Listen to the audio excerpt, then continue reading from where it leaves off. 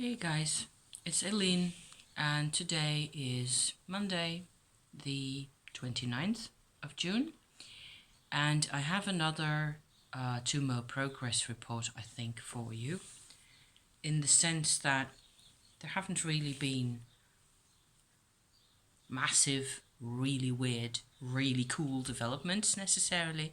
This is just a next phase, ongoing process kind of a report, where I suppose there's a couple of details that I want to talk about that I find that I want to, put in there with the rest of the intel so that, people who are interested in this can actually keep track of all the sides to the things. Because, yeah, so Shakti Tummo. I should really think up a 2-sentence intro for you guys who don't know what I'm talking about when I go on about Shakti and stuff. That explains everything that I can repeat, in each of these videos. I've never done that. I have done Shakti energy work for over a year now, so I suppose it's a year and a half really, which is like Kundalini work, if you like, if you're into that, if that's a name you are more familiar with. I do not call it that. I call it Shakti energy work because I want to stay away from imagery and culturally given structure as much as possible in order to stay as close to my own energy as I can. If I sound slightly hoarse, it's because I am. There's also a fly buzzing around here. I have just had another helping of my red berry concoction that I use to clear out my lymph system, my lymphatic system. Could really do with another boost, and that's also kind of related to my Shakti state of affairs at the moment that I'm going to talk about here. So, but I had to, take berry juice. That's actually a boiled cherries, raspberries, and cranberries frozen that I boil up together and pass through a sieve, and I drink these sort of a thick lemonade syrup, that comes out of that, because that stimulates the lymphatic system, quite a big deal, especially if you also drink hot water. I encountered this method when I was in a very bad situation with my tonsils in late February this year, 2020, and I managed to solve my problem then with this mixture. Also drinking hot water ever since, every day, at least 2, possibly 3, preferably 3, mugs like this, big size mugs, not like huge American mugs. In America, everything is bigger. Even the mushrooms are bigger in America. Oh dear. Sidetrack there. No, just regular mugs. So, like 4 of these will be a liter, more or less. Okay. So, there are days when I drink 4 mugs. It just depends how thirsty I am or whatever. But that's basically why it's, everything is becoming slightly activated. I can feel it's doing me good. I am also coming back to the Shakti work. I was going to introduce that again, it's fairly easy for me to perceive Shakti energy when, for myself, in my body, when I am relaxed enough. That's basically how it works for me. It's something I can do in bed when I'm, almost asleep in the evening, or just after I've woken up in the morning. I will do both or either, of those approaches several times a week, at least 4 or 5 times a week, something like that. And I have practiced like a Shakti guided kind of a approach, which is in my channel, in my playlist about this kind of thing. You can find more intel on how I go about that. Using Shakti energy as is for that year and a half. I still do that. And then as a sort of a separate sub approach to that whole story, there's Tummo as well. Sorry for the hoarseness. It's the throat is reacting to all the input, you know. Cup of tea. This is just plain rooibos tea, and that goes after the water and the berries, and then in a bit when I'm done talking to you guys, I will go have breakfast. So I haven't even had breakfast yet.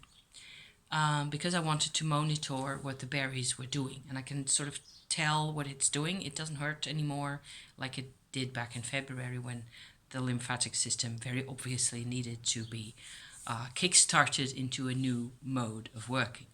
And this is the first time I've actually resumed the berry practice since, I suppose, early May or so.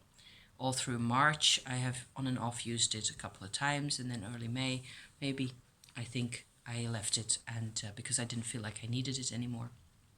So this is a bit of a weave of a couple of different subjects here. Going to leave the berry business aside for now.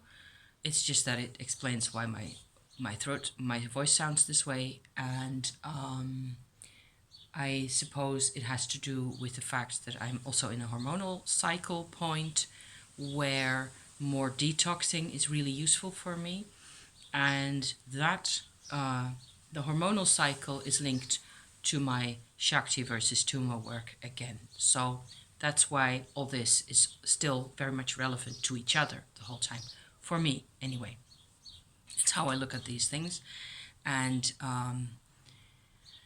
I have had massive benefits from, the way I go about things. It's also quite a lot of work, and it also means that I do not go outside the house to work, with people. I have too much on my mind, too much, too many things in my mind that are still, I suppose, things that people will tell you have to overcome. And I do not even believe in overcoming, I believe in taking your life as it is. Acceptance is a massive deal to me. So, and that's also part. Surrender and acceptance are also part of the whole Shakti and Tummo process. Back to basics here, okay? This isn't going to work. It doesn't sound like I'm going to make any sense to anybody out there, in which case I will just delete the video and none the wiser, okay? Tummo is a separate activity, a separate Shakti kind of exercise where you guide your actual Shakti energy. It's not a visualization, it's an actual heat that you can feel. You guide that into what I am thinking of nowadays as the upper half of my second chakra, where under your navel, so if you put your hands on your navel with your fingers like that at the level of your navel, okay, then underneath that, all that here will be your second chakra area. As far as I'm concerned, that's how I look at it, where the processes that are going on in there are part of a second chakra type process. So they're all about enjoying life in as many ways as possible. Sometimes they are about protecting yourself, not as much. I think that is a third chakra, kind of which will be above the navel, right? Above the belly button. So, however, the second chakra, as it is, I look at it nowadays as having two parts. So the lower part of that is actually the whole reproductive set that we're familiar with, either men or women, where the energy will be taken, the Shakti energy, right, will be taken in order to further physical reproduction. So, bearing children, in fact. That's rather a big deal, something that nobody talks about. I am shocked and annoyed each time at how much in our world is basically a repetition, endless repetition of a perspective or a set of perspectives that I consider to be 100% male in origin. Male physical, male mental, male emotional, everything. And the moment you speak about your own real experience, certainly as a woman, there are all sorts of, the moment you talk about the weather, there will be things that you are saying that are sort of outside, on the edge of what is the norm, which is male in a way. So here's another complete different rabbit hole that I'm not going to go into at the moment. However, in this particular story of the second chakra at this point, there's of course a distinction, at least that's one way of looking at it, that male reproductive organs aren't the same as female reproductive organs. And it's very easy to get hung up on that and to conclude that your vibrational patterns will be very different. I don't think so. I think that what we know so far of our vibrational patterns, and looking at like pictures of, those pretty drawings of chakras in the shape of lotuses and all that type of thing, as they are given to us through Indian culture, all that basically was come up with 2,000-3,000 years ago and hasn't been investigated ever since. So, which is, I think it's high time that some of us, start to investigate more about these things and how, publish what I'm trying to do here. Even though I'm, trying to get all this to come together in a pattern that makes some kind of sense. It's not that easy. Let me grab a crystal. I have a couple of crystals here which may potentially help me become as focused as we need to be today. So the lower half, I think the vibrational patterns for men or women are really the same, in the sense that men inherit from their mothers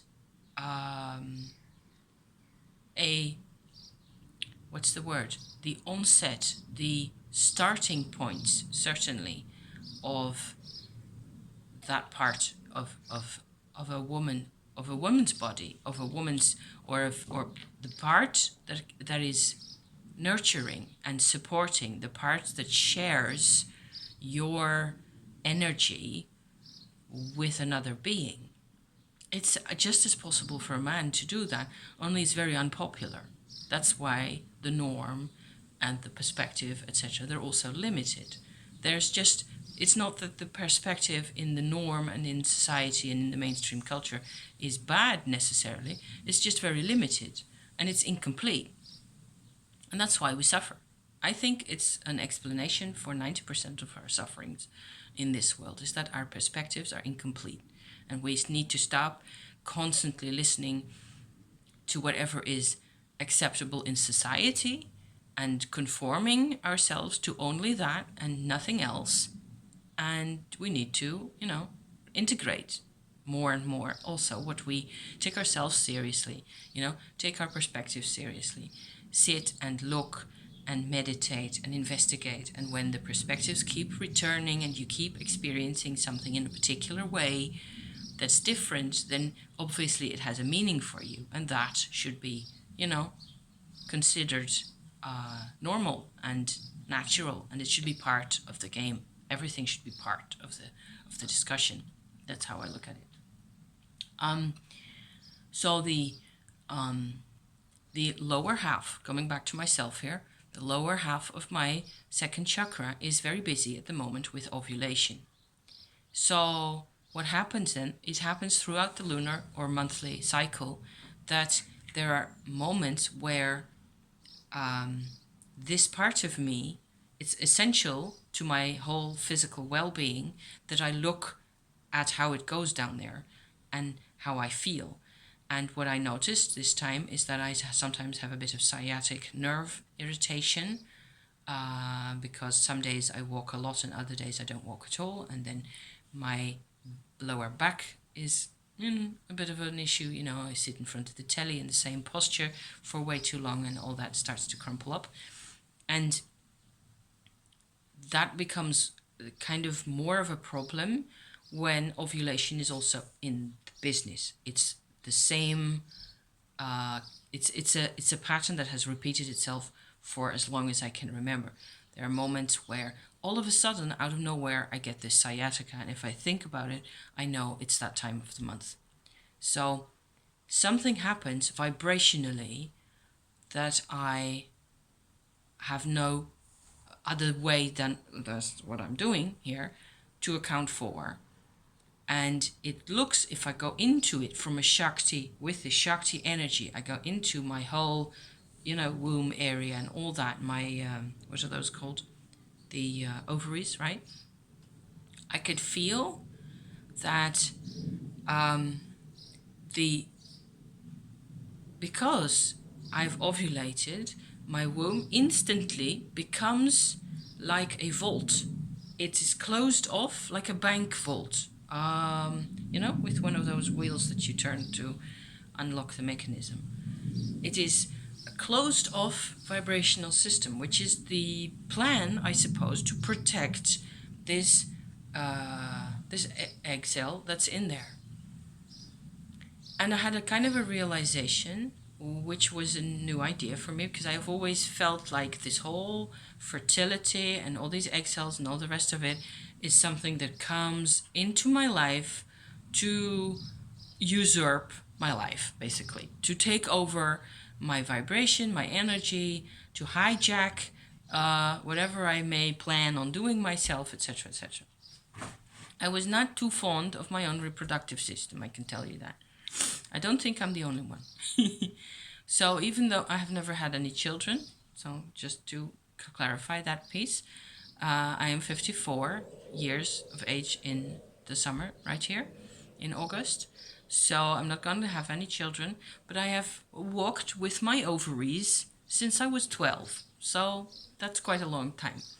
And I tended certainly to always feel that the hormonal processes and all the rest of it was largely a big nuisance. I wasn't planning on having children.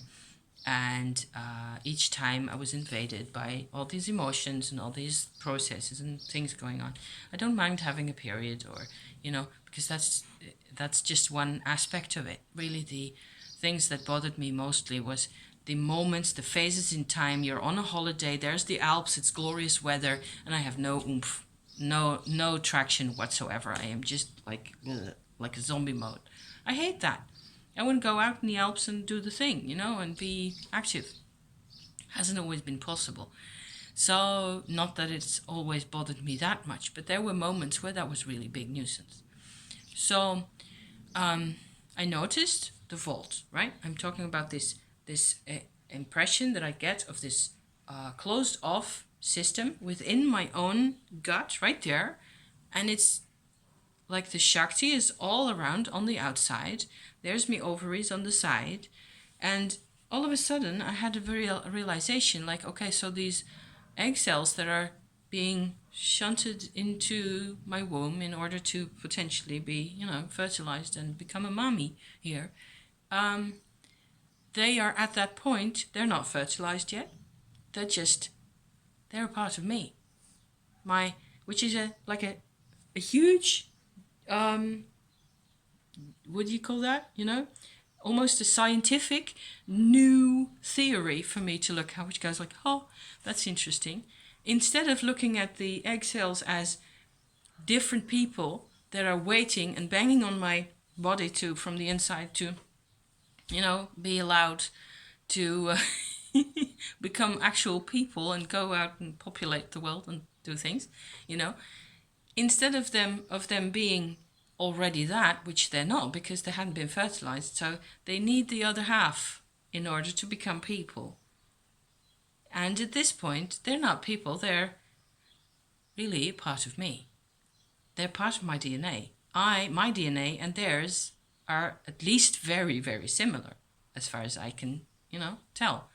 So I felt like, okay, so you guys It's not like we have to fight each other here, because they're part of me. It's if I am big enough to realize that they are all this is part of me. And I have to tell you this because it actually helped to overcome the barrier and let the Shakti go all in.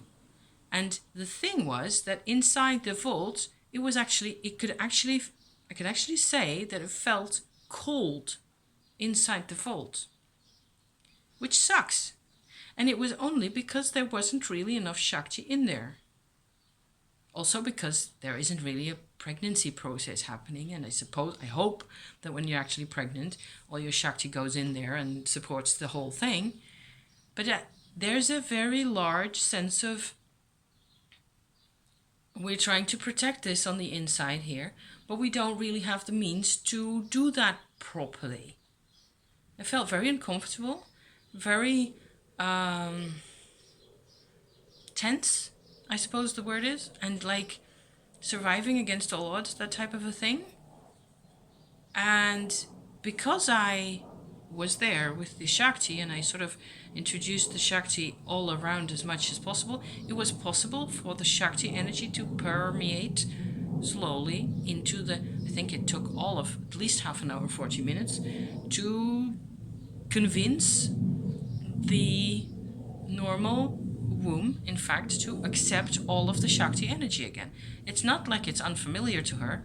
She knows this vibration. So, but the programming or the genetic programming or whatever it is against it. It will try to prevent anything to come from coming in, which is kind of weird.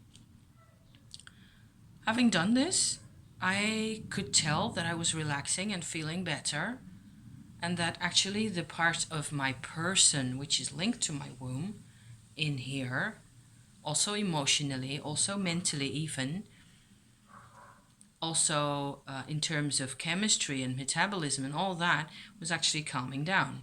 Because I was feeling stressed out because I'm ovulating. So this should make sense to more people out there.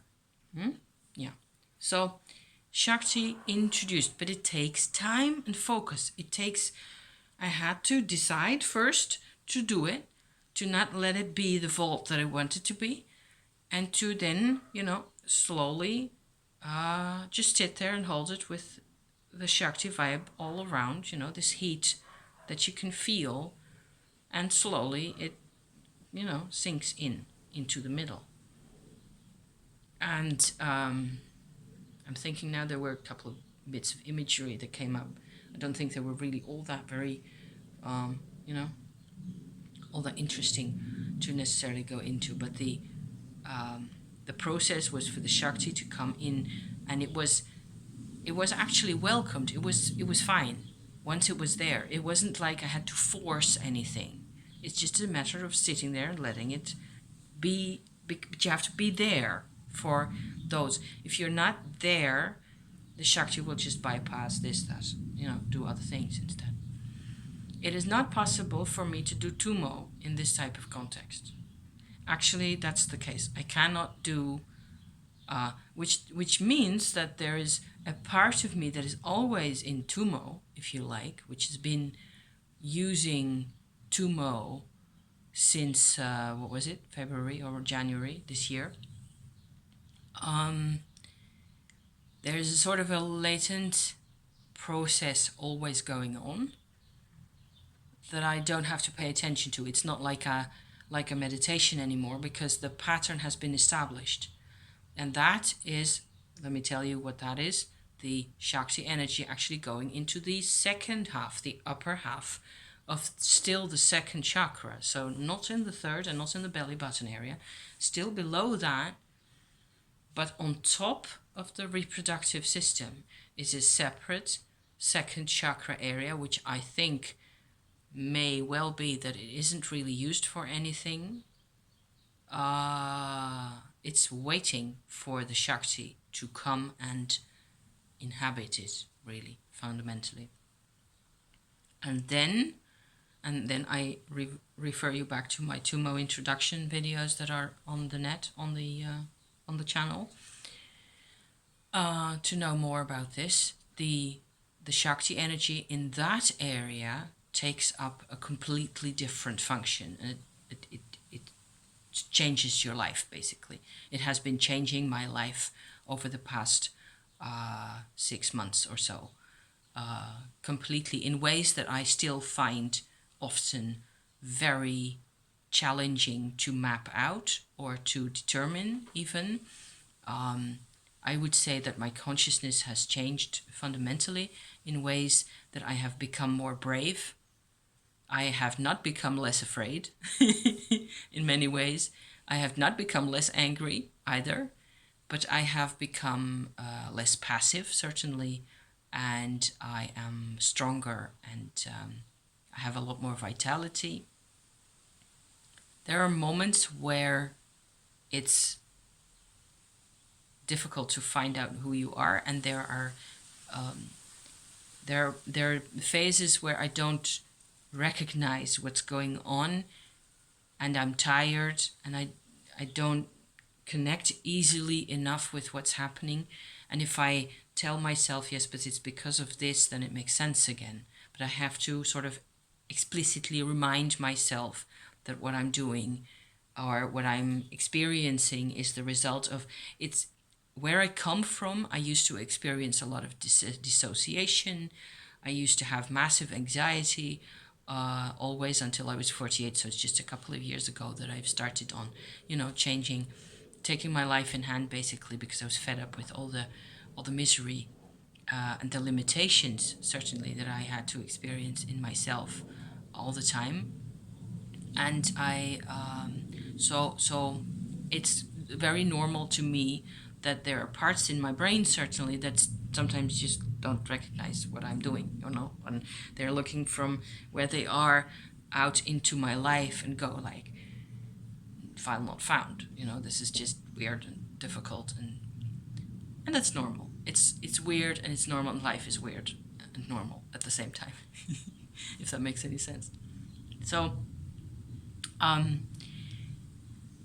I can still have a sort of a latent or subliminal, passive Tummo process going on at the same time.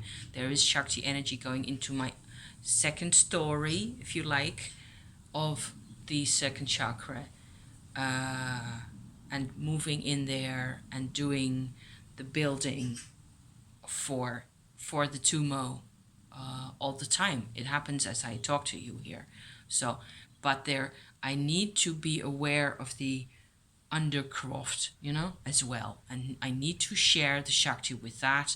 And that makes me feel loads better. I am a female of the species. I need to do this. So it needs to come together like this. So that was basically almost half an hour. Sheesh. My first set of, ideas that regard the Tummo and the Shakti practice. At the moment, I have talked about this ovulation story before, and I think I've reached the same kind of conclusion, more or less, in earlier videos. But this is a bit more I think there's a bit more detail in this one. The other thing that I want to talk about, and I hope I'm not going to be another half hour, otherwise I should do a separate video. Maybe that's a better idea, really. I will do that. I will leave this as is. Thank you for watching. I hope it's useful, and I will be back right away with the next one, okay? Because then it'll, I will have more time, and you also will have more time, hopefully. So time is good. See you then. Ciao for now.